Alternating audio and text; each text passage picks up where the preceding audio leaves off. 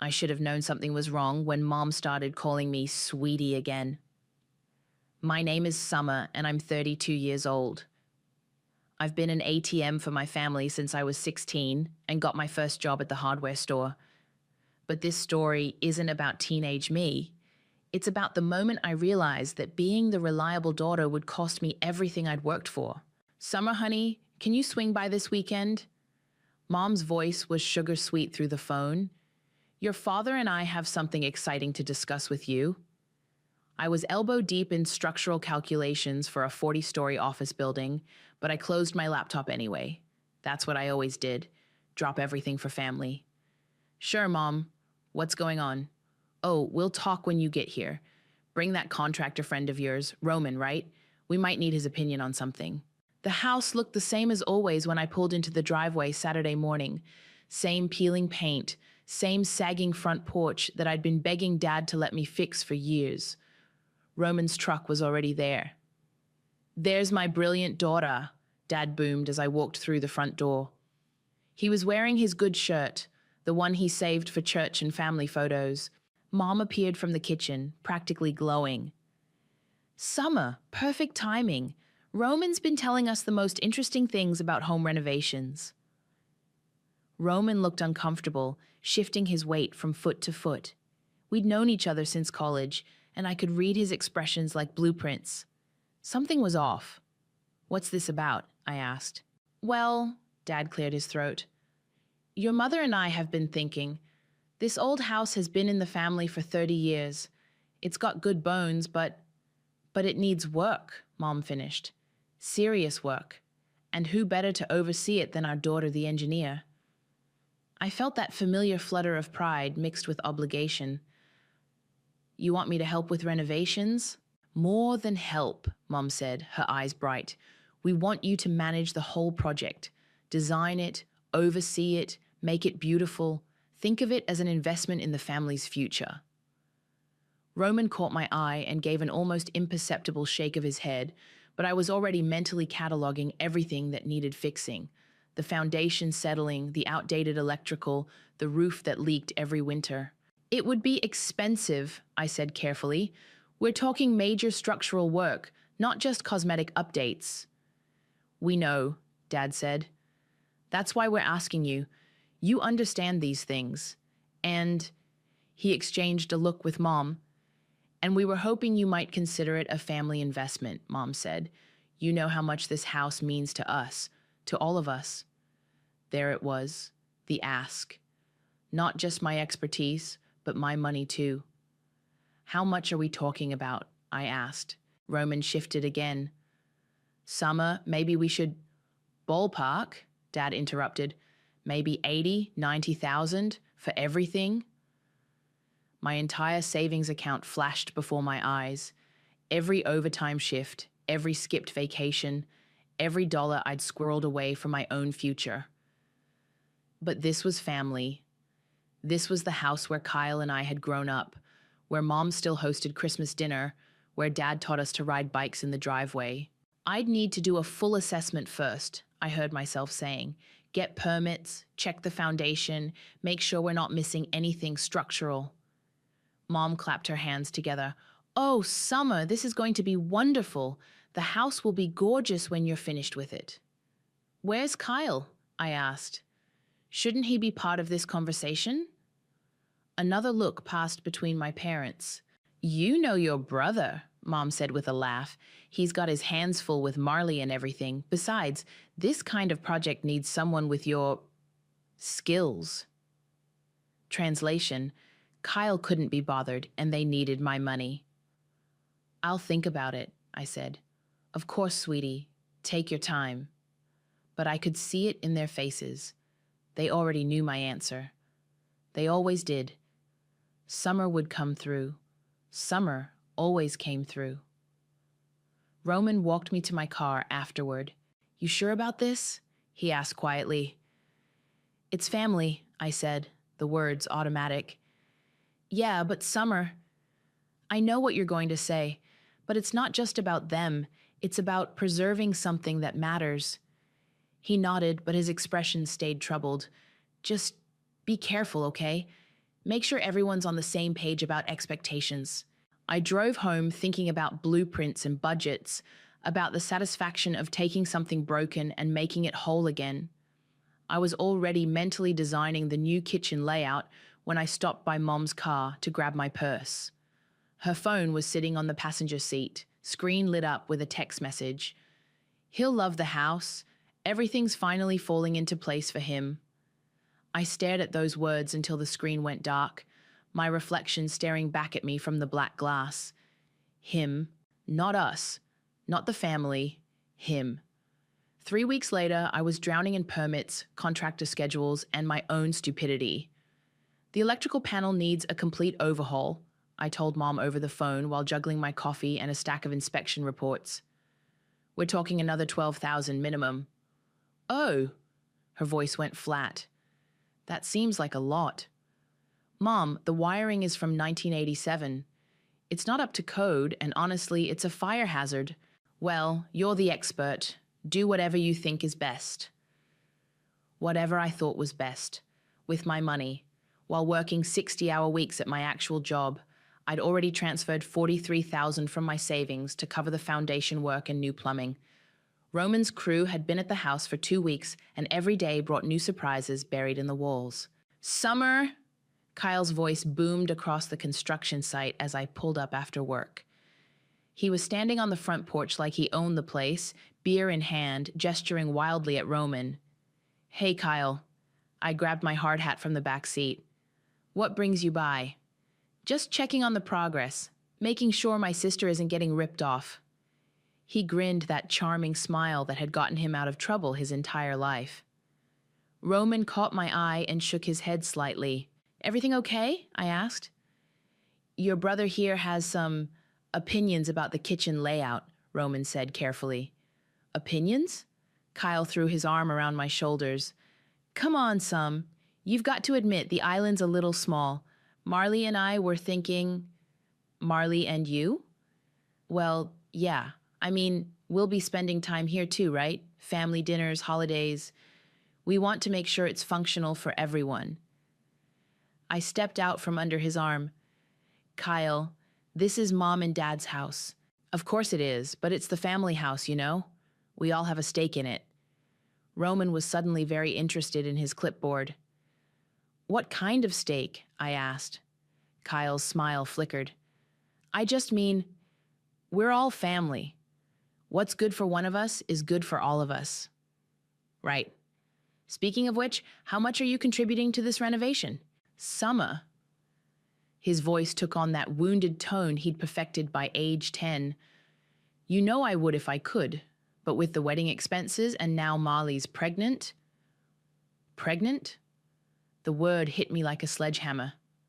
Surprise! Kyle's grin was back full force. We were going to tell everyone at dinner Sunday, but since you're here, we're having a baby, Sum. Roman cleared his throat. I'm going to check on the guys upstairs. Congratulations, I managed. That's... wow. I know, right? Marley's over the moon, and Mom's already talking about converting the spare room into a nursery.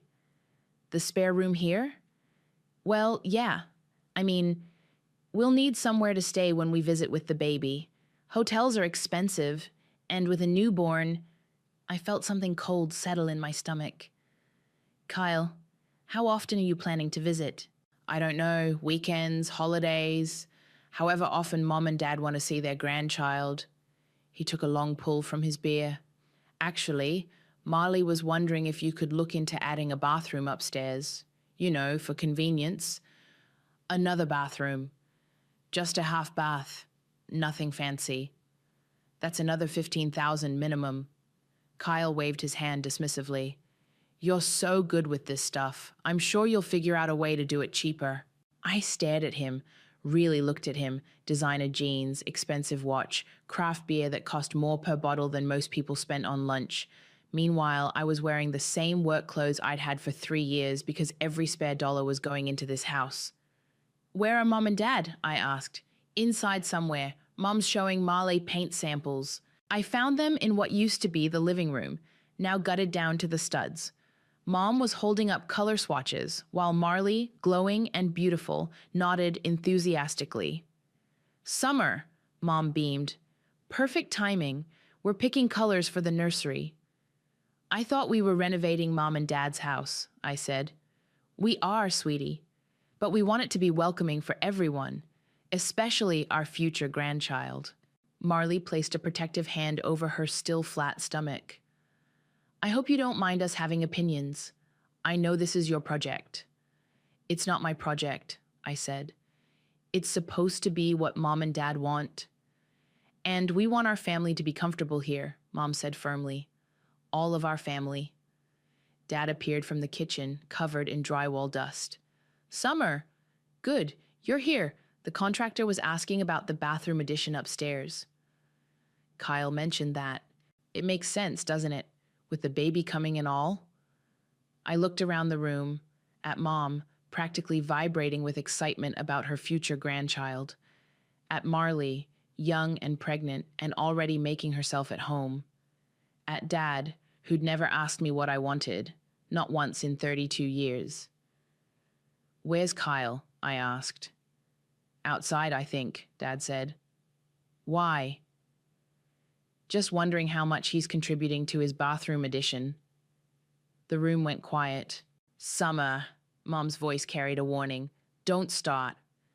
Start what? Asking reasonable questions about a renovation I'm paying for? You offered to help, Dad said. No one forced you. Help? Not fund the entire thing while Kyle makes design requests. He's going to be a father, Mom said. Cut him some slack. I walked to the window and looked out at Kyle, still on the porch, now on his phone, laughing about something, probably making plans with friends while I figured out how to pay for his bathroom. I need some air, I said. Outside, I found Roman loading tools into his truck. Rough day? He asked, getting rougher by the minute. For what it's worth, your brother spent 20 minutes telling me how the kitchen should be laid out, like he's the one who's going to be cooking in it. He say anything else interesting? Roman hesitated. Just maybe keep your receipts organized, you know? Why? Just a feeling. He drove away, leaving me standing in the driveway of a house that was costing me everything I had, for a family that saw me as a walking checkbook. My phone buzzed, a text from an unknown number. This is Aunt Jayla. Call me when you get a chance. We need to talk. I called Aunt Jayla from my car, hands shaking as I dialed. Summer, thank God. Where are you? Sitting in Mom and Dad's driveway? What's going on? Not over the phone. Meet me at Rosie's Diner on 5th Street, 20 minutes. The line went dead. Jayla was already in a corner booth when I arrived, stirring her coffee like she was trying to dissolve the cup. She looked up when I slid across from her, and I could see the guilt written all over her face. I shouldn't be doing this, she said without preamble. Doing what? Telling you what I heard, but I can't sleep at night knowing what they're planning. My stomach dropped. What? Who's planning? Jayla glanced around the diner, then leaned forward. Your parents. And Kyle. Summer, they're not renovating that house for themselves. What do you mean? I was at your mom's last week, helping her sort through old photos. Kyle called while I was there. She paused, took a shaky breath. Your mom put him on speaker. And? He was talking about the house like it was already his. Asking about the timeline, when everything would be finished. Your mom kept saying things like, it'll be perfect for you and Marley, and the baby will love the backyard. The coffee in my mouth turned bitter. Maybe they just meant for visits. Jayla shook her head. Summer, honey, Kyle asked about property taxes, about homeowners insurance, about whether the deed transfer paperwork was ready. The words hit me like a physical blow. Deed transfer? I'm sorry, I'm so sorry. I thought you knew. Knew what, exactly? That they're giving him the house, once the renovation is done. I stared at her, waiting for the punchline, for her to say she misunderstood, but she just sat there, looking miserable. That's impossible, I said finally. I'm paying for everything. They asked me to invest in the family's future. They did. Kyle's future. But why would they? I stopped. I knew why. Kyle was the golden child. Kyle was having a baby. Kyle needed help, and Summer would always be fine on her own. There's more, Jayla said quietly. More? After Kyle hung up, your mom started talking about how smart this was, how they'd get a beautiful house without spending a dime, and Kyle would finally have somewhere stable to raise his family. What about me? She said you'd understand eventually, that you're successful and independent, and Kyle needs the help more than you do. I felt like I was drowning. Did she say when? Soon. Your mom mentioned something about the paperwork being almost ready. She was laughing about how you'd probably want to help with the property taxes too, since you're so good with money. I pushed back from the table so hard my chair scraped against the floor. I have to go.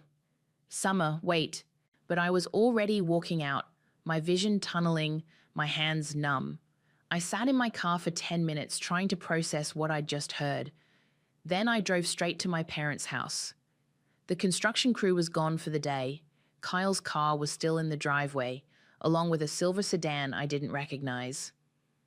Through the window, I could see people moving around inside. I used my key to let myself in through the back door. Perfect for the nursery, Mom was saying from the living room. And Summer's doing such beautiful work with the renovation. She really is talented, an unfamiliar woman's voice replied. Kyle's so lucky to have such a generous sister. I crept closer to the doorway.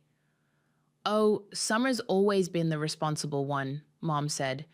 She knows how important family is. She'd do anything for Kyle. Even pay for an entire house renovation? The woman laughed. Especially that, Kyle's voice joined in. My sister's got this thing about taking care of everyone. Makes her feel needed. That's sweet, the woman said. But won't she be upset when she finds out the house is going to you? She'll get over it, Mom said dismissively. Summer's practical. She'll understand that we need to think about the baby's future. Besides, Kyle added, it's not like she can't afford it. She makes good money and she doesn't have kids or a mortgage. This is probably pocket change for her. I backed away from the door, my heart pounding so loud I was sure they'd hear it. I made it to the kitchen before I had to grab the counter to keep from falling over. On the kitchen table, scattered among paint samples and cabinet hardware, were legal documents. I recognized the letterhead from Dad's lawyer. The top page was a deed transfer form. Kyle's name was typed in the grantee section. The date was next month. My hands were shaking as I flipped through the pages. Property transfer, tax assessment, title insurance, all with Kyle's name. I heard footsteps coming toward the kitchen and quickly shoved the papers back where I'd found them. Summer? Mom appeared in the doorway. I didn't hear you come in. Just got here, wanted to check on the electrical work. Oh, good. Kyle's here with his realtor friend, getting some advice about the property value. His realtor friend? For insurance purposes, Mom said quickly. You know how these things work. Kyle appeared behind her, grinning.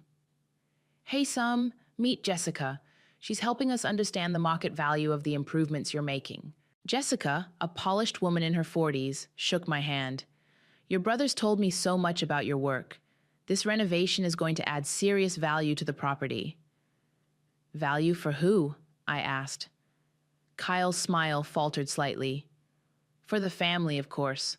Rising tide lifts all boats, right? I looked at Mom, who was suddenly very interested in the paint samples. At Kyle, whose charm was wearing thin around the edges. At Jessica, who was clearly uncomfortable with the tension in the room. Right, I said. The family. I walked out without another word, leaving them standing in the kitchen of the house I was buying for my brother. The house that would never be mine. I didn't sleep that night. Instead, I sat at my kitchen table with a bottle of wine and my laptop, going through every bank statement, every receipt, every transfer I'd made for the renovation. $67,000. Gone. My phone rang at 7 a.m. Penny. "You sound like hell," she said when I answered. "Feel worse." "What happened?" I told her everything. The overheard conversation, the legal documents, Kyle's realtor friend. By the time I finished, Penny was swearing creatively. "Those absolute bastards," she said. "Summer, you have to confront them." "With what? I don't have any legal claim to the house. It's their property." "But you paid for the renovations." "As a gift." That's how they'll spin it. Then take them to court. And say what? That I voluntarily gave them money and now I want it back? I'd lose. Penny was quiet for a moment. "What are you going to do?" "I don't know yet." But I was lying. I knew exactly what I was going to do. I just wasn't ready to say it out loud. I called in sick to work and drove to the house. Roman's truck was there along with the electrical contractor's van. I found Roman in the basement installing new outlets. "You look terrible," he said. "Thanks. That's what every woman wants to hear." "Sorry. Rough night?" "You could say that." I sat down on a sawhorse. "Roman, I need to ask you something, and I need you to be honest." He stopped working and looked at me. "Okay. The work we're doing here, is it all up to code?" "What do you mean?" "I mean exactly what I said. Are we following every regulation, getting every permit, doing every inspection?" Roman's face went carefully neutral. "Why are you asking?" "Because I need to know." He set down his drill. "Summer, your mom asked us to cut some corners. Nothing major, just..." "What kind of corners?" "The bathroom addition upstairs. She didn't want to pull permits because it would take too long and cost more money." My stomach clenched. "What else?" "The electrical work in the kitchen. We're doing it right, but we haven't scheduled the inspection yet. Your mom said she'd handle it." "She won't handle it." I figured. "And the foundation work?" "What about the foundation work?" Roman looked miserable. "We found some issues. Settling that's worse than we thought. It needs structural reinforcement, but your mom said to just patch it and move on." "You patched a structural foundation issue?" "She said you'd approved it, that you wanted to keep costs down." I stood up so fast the sawhorse nearly tipped over. "Roman, that foundation could fail. The whole house could be compromised." "I know. That's why I've been trying to talk to you about it. But every time I brought it up, your mom said you were too busy with work." "Show me." He led me to the far corner of the basement where I could see the hasty patch job over what was clearly a serious structural crack. My engineer brain immediately started calculating load distributions and failure points. "This is a disaster waiting to happen," I said. "I know. Summer, I'm sorry. I should have insisted on talking to you directly, but your mom was so convincing and she said..." "She said what?" "That you trusted her to make these decisions, that you were family and family looks out for each other." I laughed, but there was no humor in it. "Family? Right. What do you want me to do?" I stared at the cracked foundation, at the shoddy patch job, at the corner cutting that could get Roman's license revoked if the city found out. An idea was forming in my mind. A terrible, perfect idea. "Fix it," I said finally. "Fix what?" "All of it. The foundation, the electrical, the bathroom permits. Do it right." "Summer, that's going to cost..." "I don't care what it costs. Do it right or don't do it at all." Roman nodded slowly. "Okay. But what about your mom? She's not going to be happy about the extra expense." "Let me worry about my mom." I left him in the basement and went upstairs, where I could hear voices in the kitchen. Mom and Kyle discussing cabinet hardware. "Summer!" Mom's voice was bright and fake. "Perfect timing. Kyle was just saying how much he loves the subway tile you picked out." "It's going to look great," Kyle said.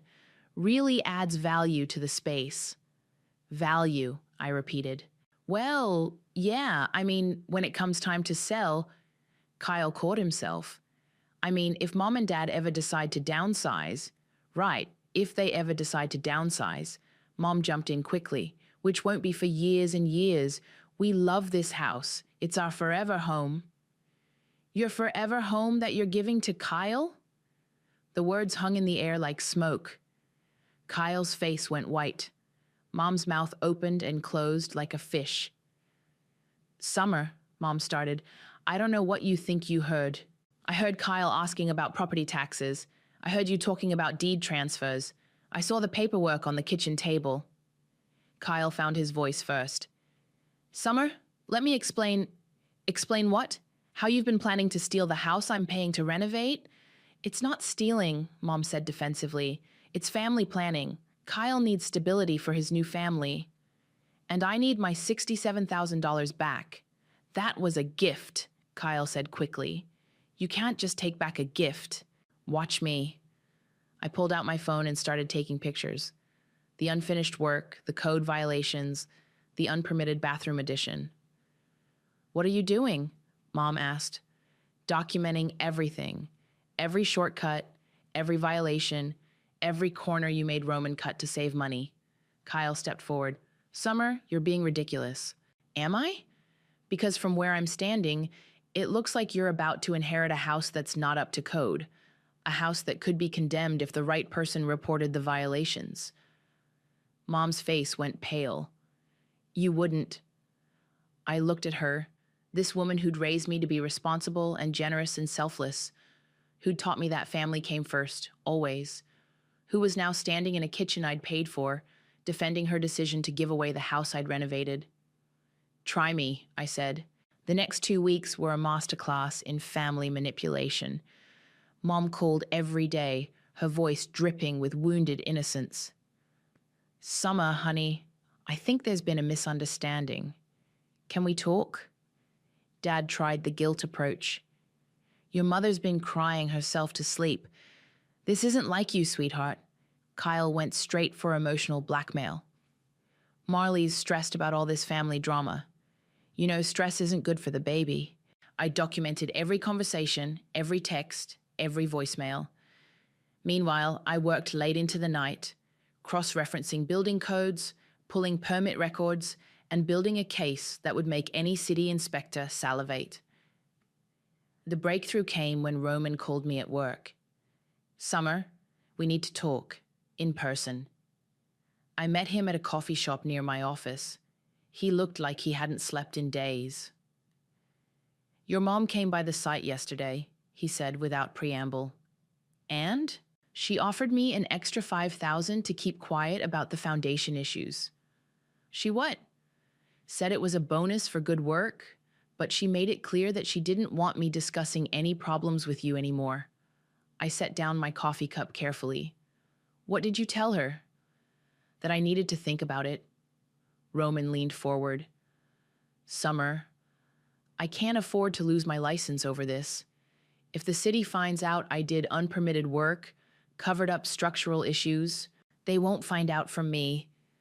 But if someone else reports it, then you'll have documentation showing you tried to fix everything properly. I'll make sure of that. Roman studied my face. You're really going to do this, aren't you? Do what? Whatever you're planning. I can see it in your eyes. I pulled out my phone and showed him the photos I'd been taking. Code violations, unpermitted work, structural issues that had been ignored or covered up. Jesus, Summer. Every single one of these is a city violation. Some of them are serious enough to get the house condemned. And you're going to report them? I'm going to give my family one more chance to do the right thing. That evening, I got the call I'd been expecting. Summer? Mom's voice was strained. Can you come over? We need to discuss the renovation budget. What about it? Well, the property taxes are going to be higher with all the improvements. We were hoping you might help us cover the first year. I almost laughed. How much higher? About $4,000 more annually. It's a lot for us on a fixed income. But not a lot for Kyle? Silence. Mom, let me ask you something. When you give Kyle the house, is he going to pay you back for the renovations? Summer, I don't know what you think. Is he? Another pause. That's between Kyle and us. So that's a no. Family doesn't keep score, honey. You're right. Family doesn't keep score. But I'm starting to wonder if we're actually family. I hung up and immediately called Kyle. Good to hear from you. How's work? Cut the crap, Kyle. I know about the house. His cheerful facade cracked. Look, I can explain. Explain how you're getting a free house while I pay for it? It's not free. Mom and Dad are giving it to me because I need it more than you do. Need it? Yeah, need it. You've got your career, your condo, your savings. I've got a pregnant wife and student loans. You've got student loans because you partied your way through college while I worked 2 jobs. That's not fair.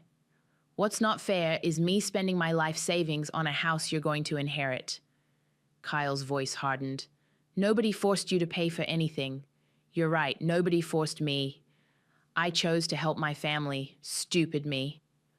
Summer, come on, don't be like this. Like what? Honest? Selfish. The word hit me like a slap. Selfish? Yeah, selfish. You make good money, you don't have kids, you don't have real responsibilities. This house means everything to Marley and me.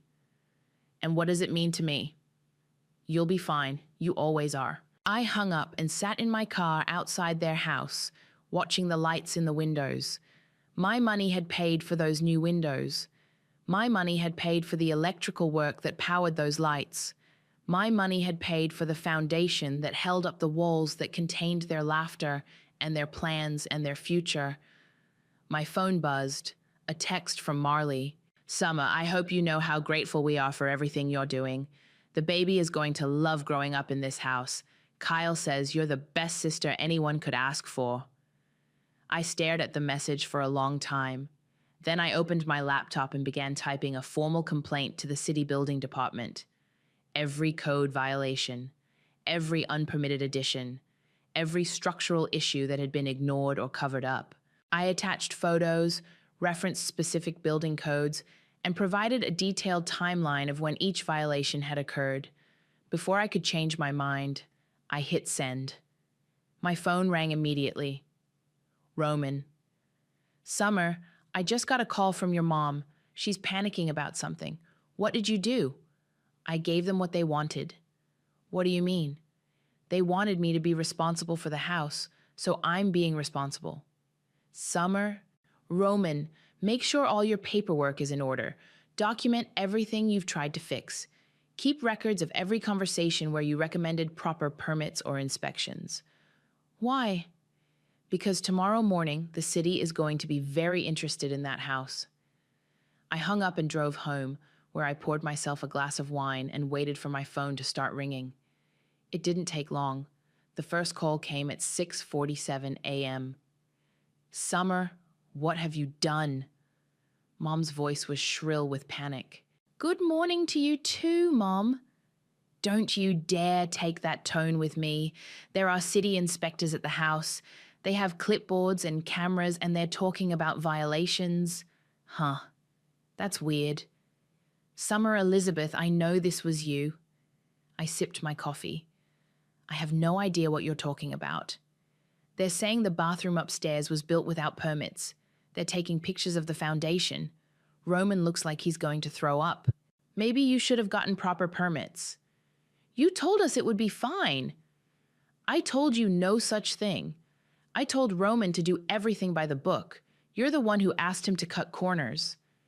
The line went quiet except for Mom's heavy breathing. What do you want? She asked finally. What do I want? To make this go away. What's it going to cost? I almost choked on my coffee. Even now, even caught red-handed, she thought this was about money. It's going to cost you exactly what it's going to cost you, I said. I'm not a city inspector, Mom. I can't make anything go away. But you reported us. I reported code violations at a property under renovation. It's my civic duty. Your civic duty? Her voice cracked. Summer, this is your family.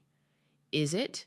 Because last I checked, family doesn't lie to each other about who's getting the house they're paying to renovate. I hung up. The phone rang again immediately. Kyle, Summer, you need to fix this right now. Good morning, Kyle. How's Marley feeling? Don't change the subject. There are inspectors crawling all over the house. They're talking about stop work orders and fines. That sounds serious. It is serious. They could condemn the whole property. Wow. That would be terrible for whoever owns it. Summer, I swear to God. You swear to God what? You'll cut me out of the family? Steal my inheritance? Oh, wait. You already did that. Nobody stole anything from you. Right. You just happen to be getting a free house that I paid to renovate. It's not free. Mom and Dad are giving it to me because I need it. And what about what I need, Kyle? What do you need? You've got everything. I need my family to not treat me like an ATM.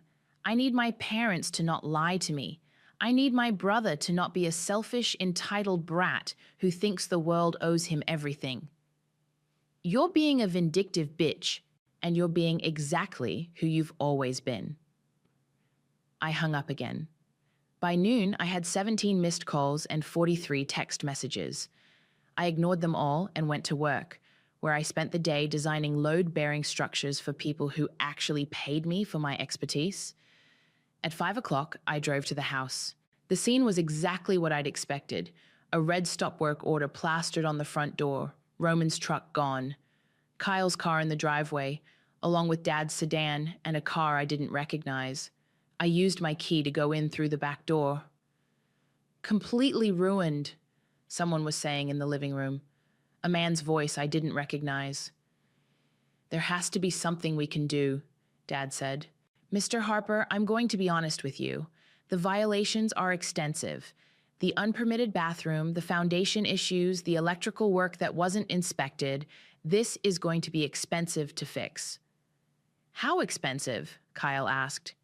Conservatively, 40 to 50,000, maybe more if we find additional problems. I heard Mom make a strangled sound. And if we don't fix it? Dad asked. The city will condemn the property.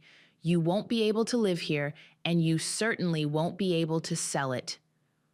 I walked into the living room. 4 faces turned toward me. Mom, Dad, Kyle, and a man in a suit holding a clipboard. Summer, Mom jumped up. Thank God you're here. This is Mr. Peterson from the city planning office. Mr. Peterson looked confused. I'm sorry, are you the homeowner? No, I said. I'm the structural engineer who's been overseeing the renovation. His expression sharpened. Ah, then you're aware of the violations? Very aware. I've been trying to get the homeowners to address them for weeks. Mom's face went white. Kyle started to say something, but I cut him off. I have documentation of every conversation where I recommended proper permits and inspections. Unfortunately, the homeowners chose to ignore my professional advice. Mr. Peterson made a note on his clipboard. I see. Well, the violations still need to be addressed. Of course, I'd be happy to oversee the corrective work, assuming the homeowners want to proceed. Summer, Dad said carefully, could we speak privately? Actually, I think we should all hear this, I said, since it affects everyone. I reached into my purse and pulled out a manila envelope, thick with papers. What's that? Kyle asked. A detailed report of every code violation on this property. Every shortcut that was taken. Every corner that was cut. Every time I recommended doing things properly and was overruled. I handed the envelope to Mr. Peterson, who opened it and started flipping through the pages. This is very thorough, he said, impressed. You've documented everything. I believe in being thorough. Mom found her voice. Summer, what are you doing? I'm being responsible. Isn't that what you always wanted from me? Kyle stepped forward, his face red with anger. You vindictive. Careful, I said quietly. Mr. Peterson is still here. Mr. Peterson cleared his throat. I'll need to review all of this and coordinate with the other departments. In the meantime, the stop work order remains in effect. He left, taking my envelope with him. The silence that followed was deafening. Finally, Dad spoke. Summer, we need to talk. Do we? Because I think we've said everything we need to say. Please, Mom whispered. We're family. I looked at her, this woman who'd raised me and betrayed me in the same breath. No, I said. We're not. I walked out, leaving them standing in the ruins of their perfect plan. 3 days later, the condemnation notice went up. I was driving to work when I saw the crowd gathered on the sidewalk across from the house. Neighbors with coffee cups pointing and whispering. A bright orange sign posted on the front door that could be seen from space. Unsafe for occupancy, by order of the city. I parked and walked over, blending into the crowd of onlookers. Such a shame, Mrs. Rodriguez from next door was saying. They were doing such beautiful work on that house. I heard it's code violations, another neighbor replied. Foundation problems, unpermitted additions, the whole 9 yards. Weren't the Harper kids involved in the renovation? The daughter's an engineer, I think. You'd think she'd know better. I slipped away before anyone recognized me. My phone had been ringing non-stop since the notice went up. I'd stopped answering after Kyle left his 15th voicemail, each one more unhinged than the last. Roman finally caught me at my office. Summer, I need to see you. Now. We met at the same coffee shop as before. He looked exhausted but relieved. The city cleared me, he said without preamble. Your documentation saved my license. Good. They said it was clear I'd tried to do everything by the book but was overruled by the homeowners. He paused. They were impressed by how thorough your records were. I'm detail-oriented. Summer. Roman leaned forward. What you did. I know why you did it, but the fallout is going to be massive. I know. Your parents could lose everything. The fines alone are going to be astronomical. I know that too. And Kyle, what about Kyle? He came by my office yesterday, begging me to say the violations were my fault, offered me $10,000 to take the blame. I looked up sharply. What did you tell him? I told him to go to hell. Roman shook his head. He's desperate, Summer, really desperate. Good. Is it? Because desperate people do stupid things. As if on cue, my phone rang. Penny. Summer, where are you? At coffee with Roman. Why? Because your brother is at your apartment building. He's been pounding on your door for 20 minutes, and Mrs. Chen from 3B called the police. I closed my eyes. I'll be right there. No, don't come here. He's completely unhinged. Meet me at my place instead. I found Penny pacing her living room, phone in hand. The police just left, she said. Kyle's gone, but Summer, he was screaming about how you ruined his life. The whole building heard him. What exactly did he say?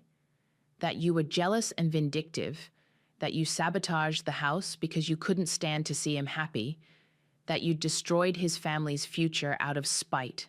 I sat down heavily on her couch. Maybe he's right. Don't you dare. Penny sat next to me. Summer, what they did to you was unforgivable. They used you, lied to you, and then expected you to smile and pay for the privilege. But now they're losing everything. They lost everything the moment they decided to betray you. My phone buzzed, a text from an unknown number. This is Marley. Please call me. It's important. I showed Penny the message. Don't, she said immediately. She's pregnant. What if something's wrong? Then Kyle can handle it. You're not responsible for his wife. But I was already dialing. Summer? Marley's voice was thick with tears. Thank God. I didn't know who else to call. What's wrong? Is the baby okay? The baby's fine. It's Kyle. He's not handling this well.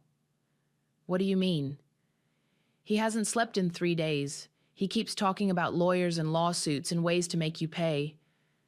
Summer, I'm scared. Scared of what? Of what he might do. He's not thinking clearly. He keeps saying you destroyed his life, that you took away his child's future. Marley, Kyle made his own choices. I know that, but he doesn't see it that way. He sees you as the enemy. What do you want me to do about it? I don't know. Maybe, maybe if you could find a way to help fix this, for the baby's sake? I felt that familiar tug, the old instinct to rescue and repair and make everything okay. Marley, I can't fix this. But you're an engineer. You know about buildings and codes and your husband is about to inherit a condemned house that needs $50,000 in repairs, money he doesn't have because he spent his life assuming I'd always be there to bail him out. Please, Summer, I'm begging you. I'm sorry about the situation, I really am, but this isn't my problem to solve. I hung up and immediately felt sick. You did the right thing, Penny said. Did I? There's a baby involved now, a baby that isn't your responsibility. But what if... My phone rang again. Dad this time. Summer, we need to talk face to face. I don't think that's a good idea. Please, just hear me out. One conversation. Dad, I'll meet you anywhere you want. Just give me 5 minutes. Against my better judgment, I agreed to meet him at a diner downtown. Neutral territory.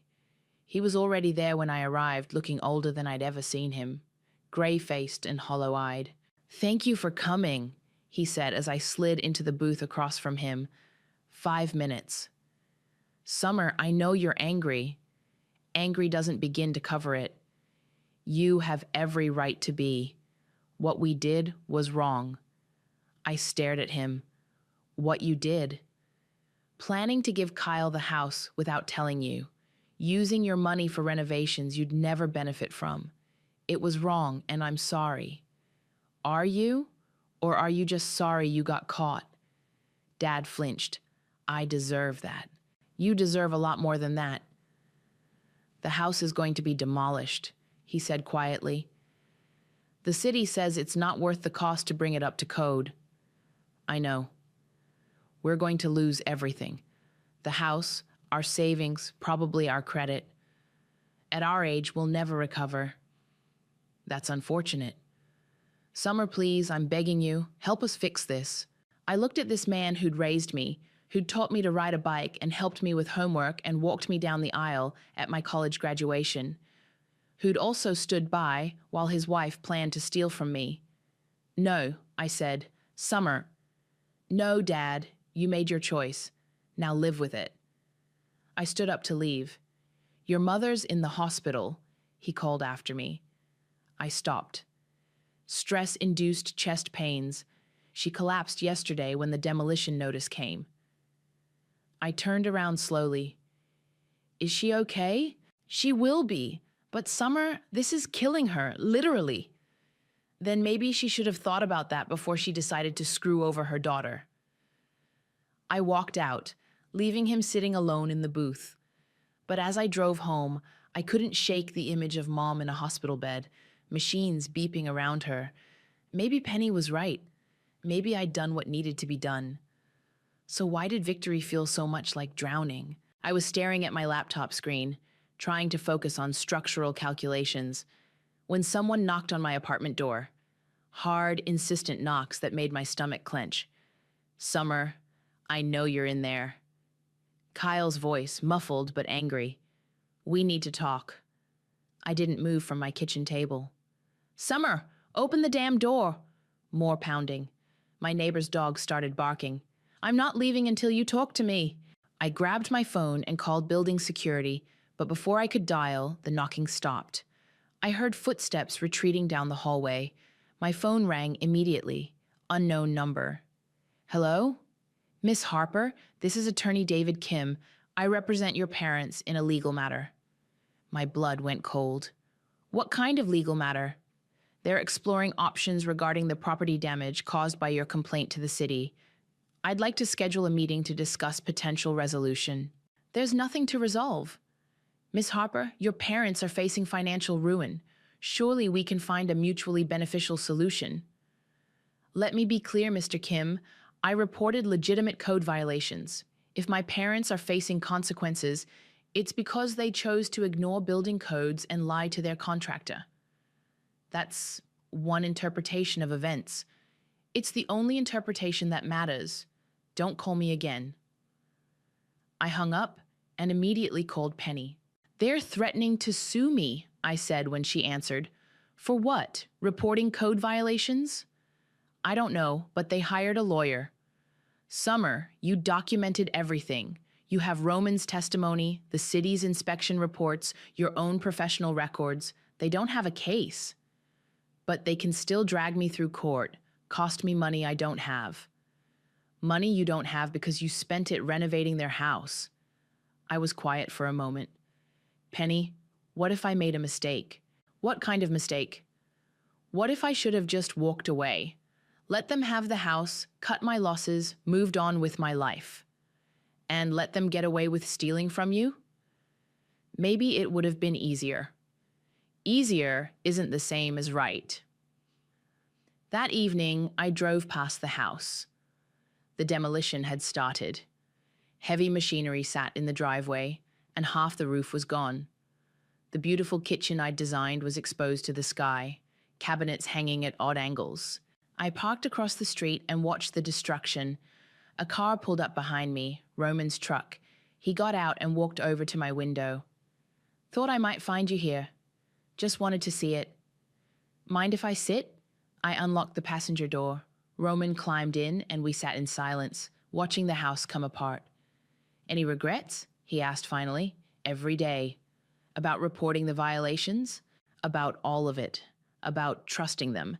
About thinking family meant something different than it actually does. Roman was quiet for a moment. "You know what I regret?" "What?" "Not speaking up sooner. I knew something was wrong when your mom kept asking me to cut corners.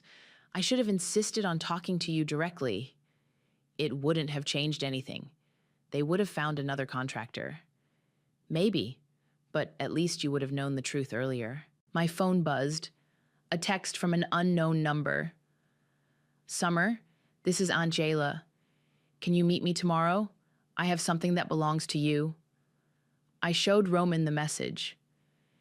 "You going to go?" he asked. "I don't know. I'm tired of family drama." "What if it's not drama? What if it's something else?" I met Jayla at a law office downtown. She was sitting in the waiting room with a briefcase and a nervous expression. "Summer, thank you for coming." "What's this about, Jayla?" "Your grandmother's estate." "Grandma Rose died 5 years ago." "I know, but there was a trust. Something your parents never told you about." A lawyer appeared and led us into a conference room. He was older, distinguished, with kind eyes behind wire-rimmed glasses. "Miss Harper, I'm Robert Walsh. I handled your grandmother's estate." "Okay. Your grandmother established a trust in your name when you turned 18. The terms were very specific." He opened a file and pulled out legal documents. "The trust becomes accessible when you demonstrate financial independence from your family.